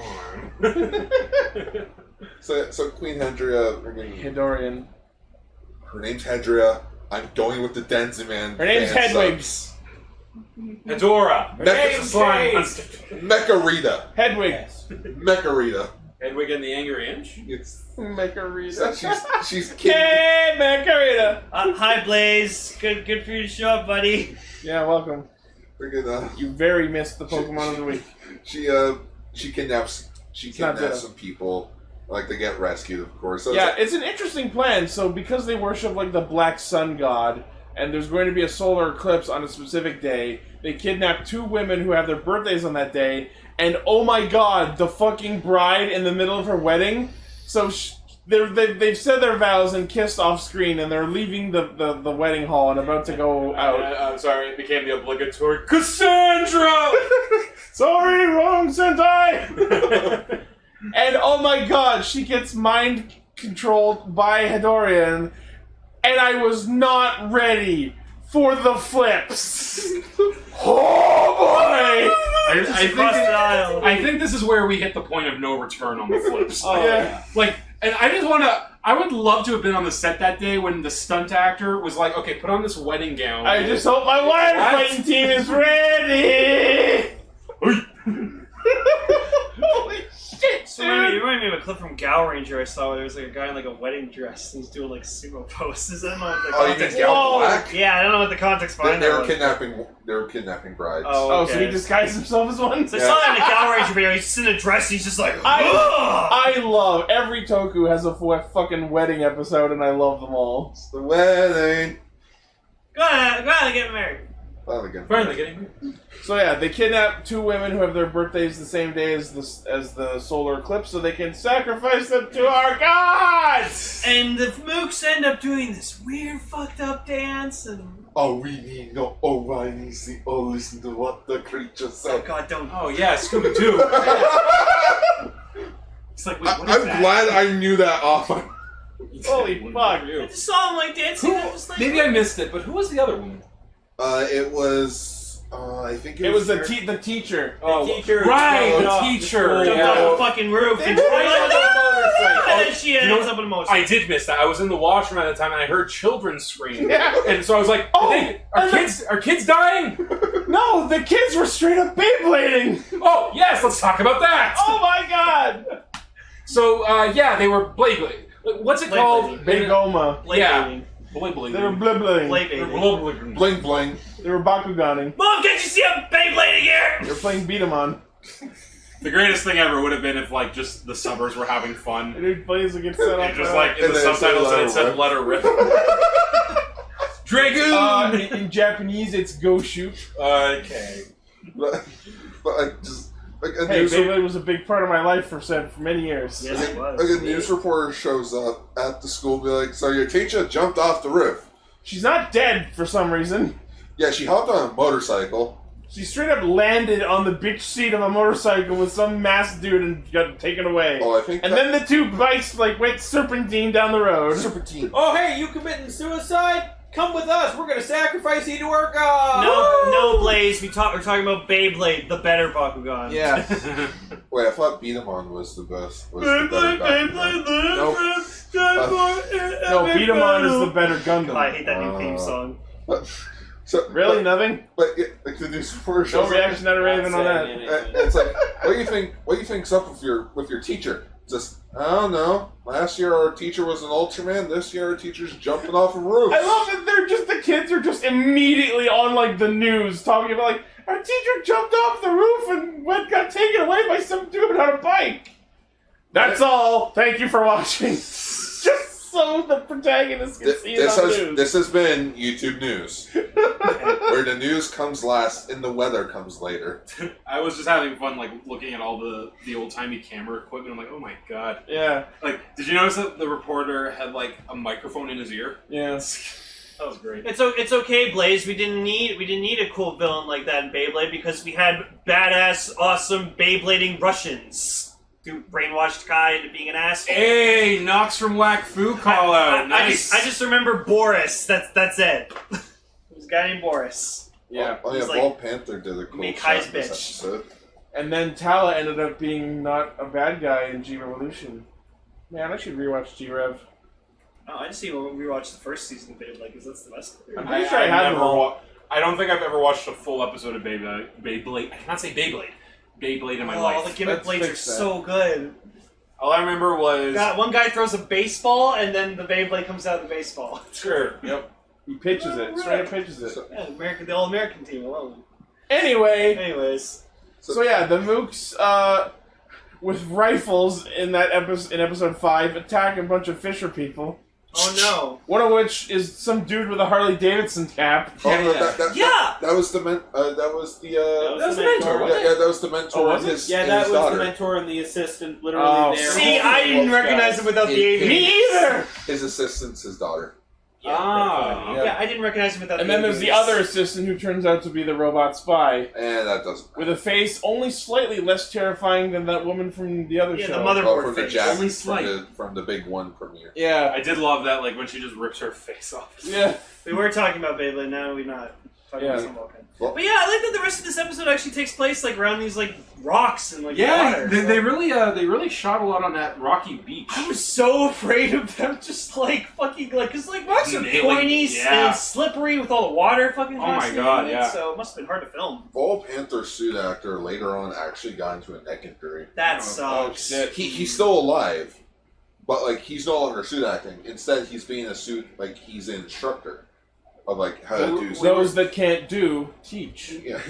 My man, we were talking about, like, because in the episode you see kids, like, playing spinning top battle. Like, Yeah, there were kids Beyblading. And so when we saw it in the show, we all just went, Beyblade! Mostly me. I'll take your entire stock. Not that I want to keep talking about Final Fantasy 14, but You do. my dancer character has like the dancer class uses chakrams, like rings, and the ones that I have equipped look like straight up drums or attack rings. I love that every single time you try out a new class that you're just like, at first you're like, yeah, not really into it, and then you just post a screenshot after, oh man, I love the machinist class! Not always true. I thought I would like Dragoon because I love spears, but I hate the way Dragoons fight. Okay. You know, I want to talk about a little fun comedy moment was when they stepped on Yellow. It was the most delayed thing. Oh yeah! One of the mooks stepped on his hand, and then he just fucking nails him in the back of the leg. Oh, that was fucking great! In the back of his leg. That's my wank hand, you motherfucker! It was a funny, like, little comedy beat. Yeah. I liked it. I wonder if that was intentional. Well, the funny thing is, like, the mook doesn't know he's standing on him? Yeah. I don't know. Do they not feel? The ground feels different. Feels like a hand. So then we see some like more techniques of them. Like we see like Vol Eagles shoot fire because you know eagles shoot fire. Oh, they're known for that. Yeah, they're known to breathe. Yeah, there's the famed fire eagles. Have you guys ever seen National Geographic? Oh yeah, they're on there all the time. Yeah, there's just the cover of an eagle going. We see Shark use Shark Washer, which shoots out a bunch of like fire retardant liquid. Sure, whatever you want. Shark shoot liquid.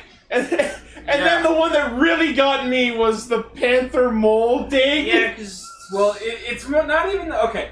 I'm okay with these with Rangers having powers like going underground. That's a tropey power.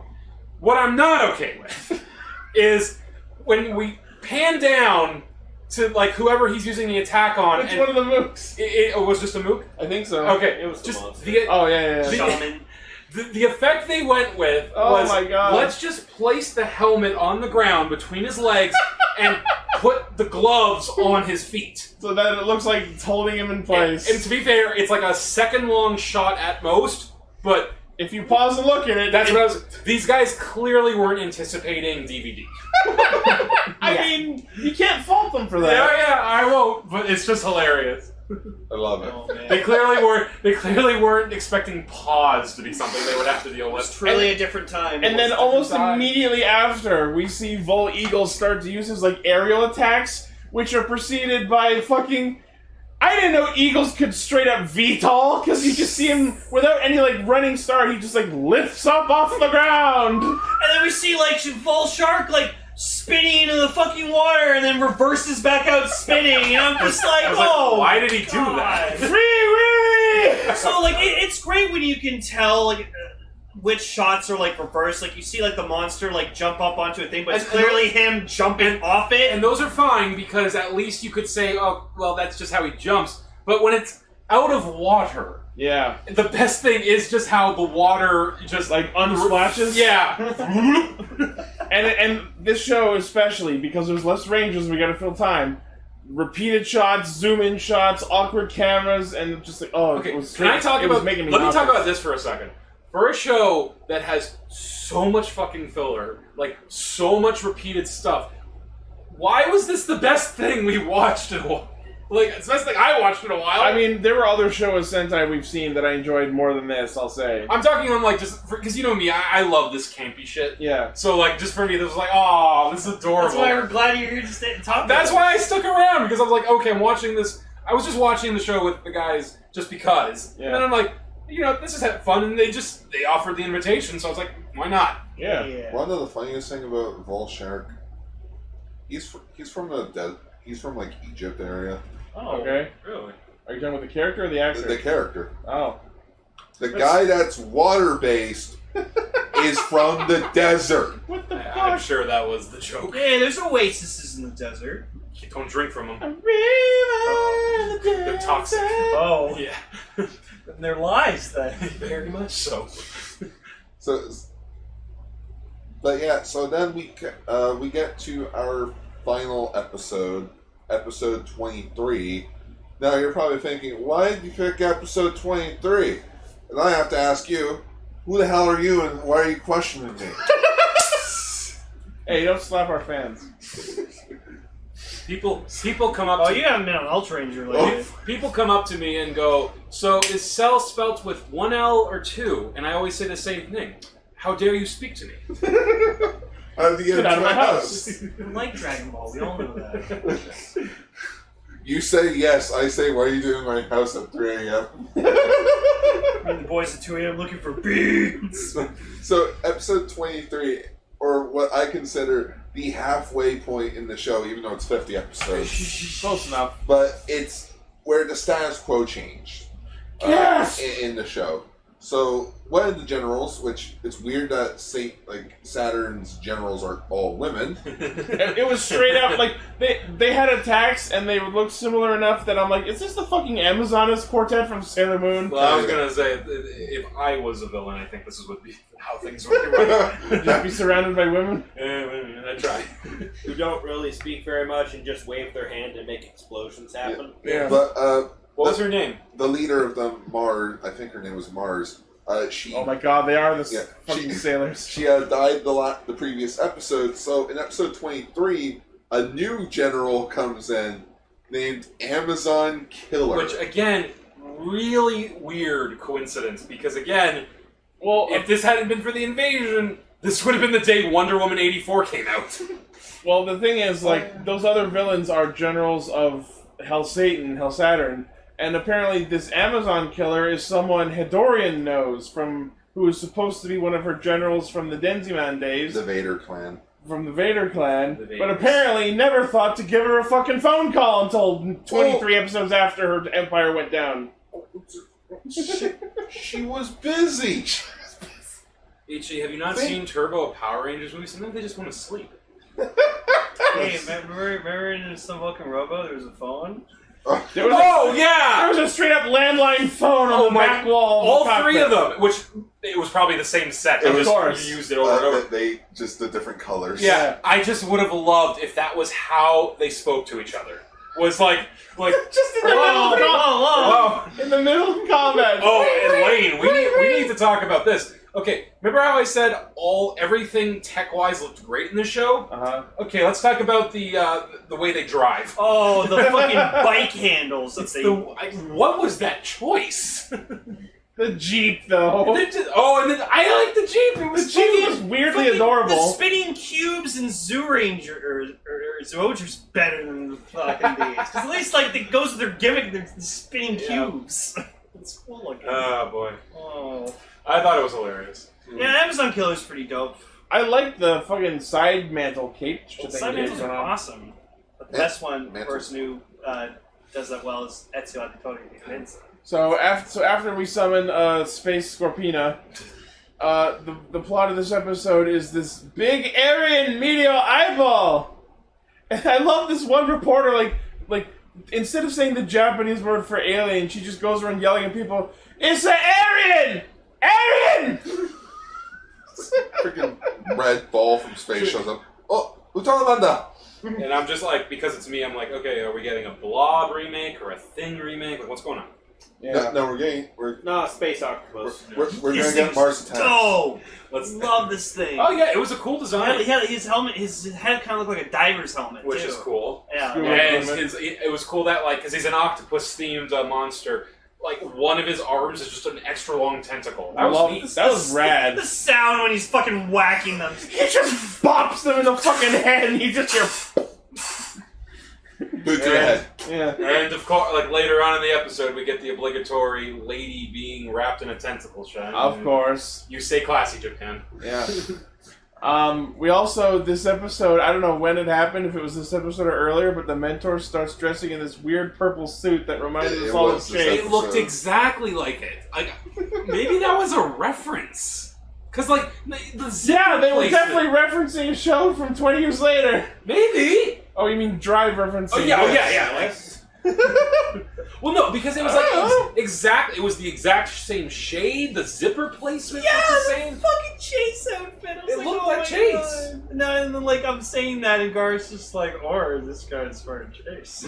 I didn't say that. I think that was right. That was me who said that. Well, no, You that's guys why. are saying, what the fuck? Isn't it so long? What? How would he be doing that? I'm like, I don't know. Maybe Chase was inspired by this. Yeah, that's what I mean. Like, Yes, the Amazon Killer thinks of it the smart thing to be like, hey, let's blow up their fucking base so they can't do shit anymore. And they succeed. Yeah, like pretty well. Oh shit! And so they can't even launch the Jaguar Vulcan. They're super upset about that. And then just I was so worried that thing was going to get destroyed. I even asked Carl, I'm like, does that thing ever get destroyed? He's like, no. I'm like, That thing is precious and must be you protected. need to protect Jaguar Vulcan. And then they pull out the new secret base, which comes out of the mountain, and it's just the goddamn Technodrome. No, it looked like the main center of the droid control ship from episode 1. Which I like. It had a face. Yeah, that's why I think Technodrome, just because the face like kind of reminded me of It that. had a face. He's turned the Technodrome into a pumpkin. And so, thank God, because we have this new base, we get to see Jaguar Vulcan yet again, and all of his teethy gloriness. Wait, hang on. I think there was one more thing we're missing. What? Let's see here. Talked about the Rangers. We talked about the main premise. Talked about the villains. We talked about the music. Talked about the action. We're missing comic relief. What? Oh, yay. no. PP. So yes, there's this character named PP who is now the quote-unquote comic relief of the show. Do you remember the rice cooker guy from Jacka? Yeah. Imagine him, but worse. He's a short He's little apprentice cook wearing a fake tux shirt. My God, he's short. Do you know who I miss? I miss the detective dude from Kikaider. I was thinking exactly him Hattori? also. Yeah, I miss him. He's so funny. Pro tip I loved him. to anyone who's ever wants to make a movie, never introduce a character. Literally, the first time you see them is their mouth pressed up against the glass and just I thought it was a monster. The psycho music. I swear to God, for the first 2 seconds, I thought it was a new monster. And I was movie. like, well, you know what, me too. And I was like, oh wow, the effects really went up. He's wearing like one of those shirts with like a tuxedo printed onto it, which I actually used to have one of those. No, Okay. those are fun. Fake tux shirt. And the biggest, dumbest thing ever. He's one of those characters that never learns about their identity. Of course he Aw. doesn't. He just works at the snack bar. Very Vulcan. So yeah, we never see him again after that shot scene. So But he shows up in every other episode. So Oh boy. we get Vulcan Jaguar comes out, summons the robot, Yeah, fights the octopus dude. it happens. And it's like, hey, who the hell's landing on the Jaguar? It's a freaking helicopter shot. Just, Okay, Gar. yes. The guy who because what ends up happening at the end of this episode? So this is one of the major things in Super Sentai history where, like in previous Sentais before this, some of the Rangers have been swapped out for like new characters. Like Key Ranger was swapped out for a bit. Miss America got swapped. Val Cossack died and got replaced.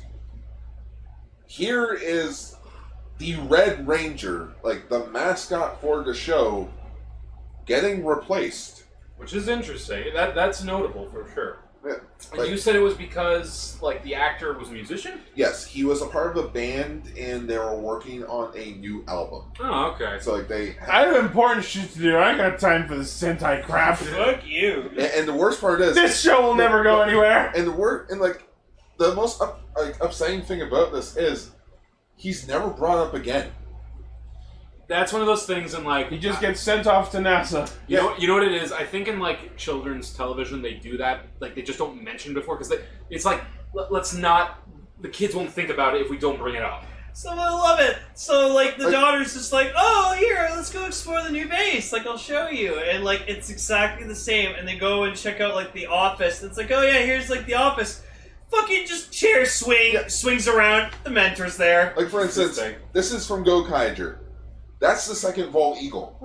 Oh, cool. He still has the Oh, look, powers. he learned how to salute, because in the episode we debuted, he gives the laziest fucking salute ever with his like, curved-ass He's like, hand. Heil Hitler. Yeah, hey. For justice. You know what I thought about, though, just now?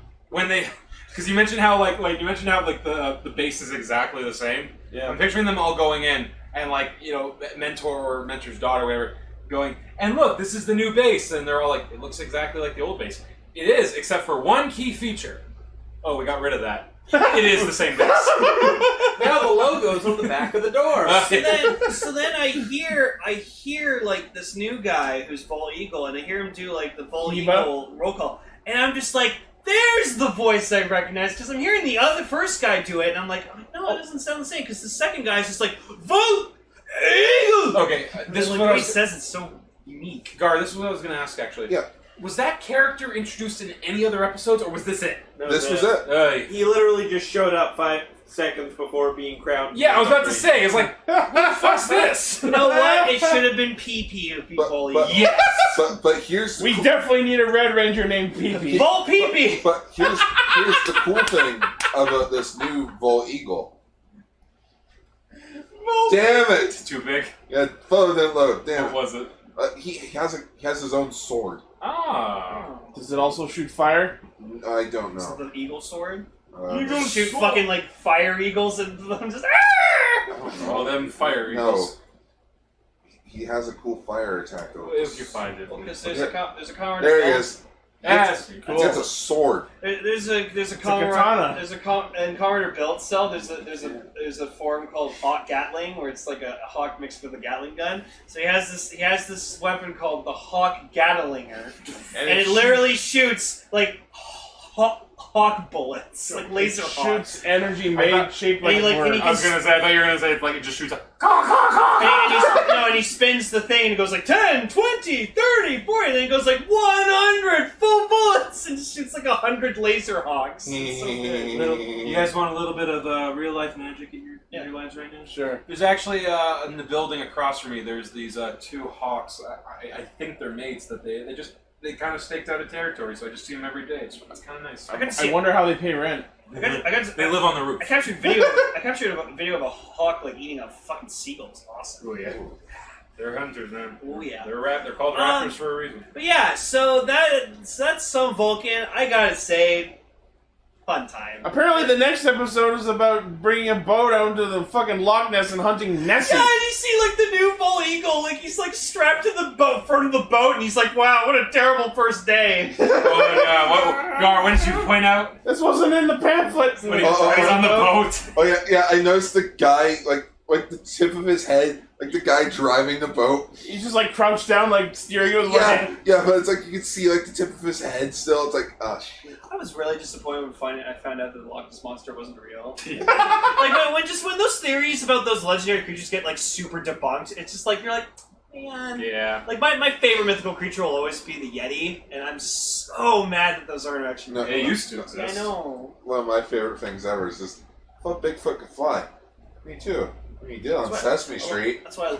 Dude, that was Big Bird. Oh, because they threw Bigfoot off the cliff and be like, fly away to freedom. That's why I love So the just Yeti. a dead That's why I Bigfoot. love the Yeti and no. Monsters Inc. Because it's fucking great. Welcome to the Himalayas. So good. And the Yetis from Tomb of the Dragon Emperor. Oh, yeah. Those things were fucking cool. Remember, don't check anyone's mail, or it's banishment. And then in the past like 2 years, we've gotten 2 Abominable Snowman movies. So yeah, that was Taiyo Sentai Sun Vulcan. Pretty dope, gotta say. I've seen better, but I've seen worse. I thoroughly enjoyed it, like from what I saw. So.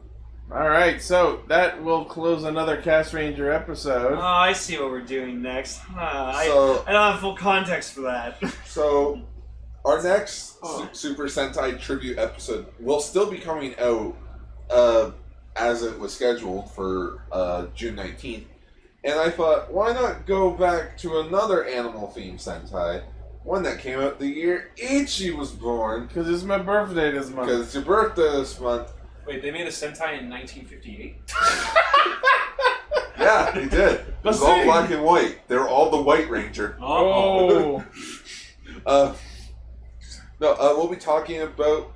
We'll be going back to Choju Sentai Live Man. Yeah, we've already talked about that before. We already talked about the first 2 episodes. However, it was the first Super Sentai series to include additional Rangers to the team. Because much like the Sun Vulcan, Live Man only started out with 3 members. So we're talking about episodes 29 and 30, which introduced Green Sai and Black Bison. Cool. But before that, Jigai Radio Sentai Castranger. Next week, we are going to start catching up on some other side tokusatsu series that we have touched on briefly in the past.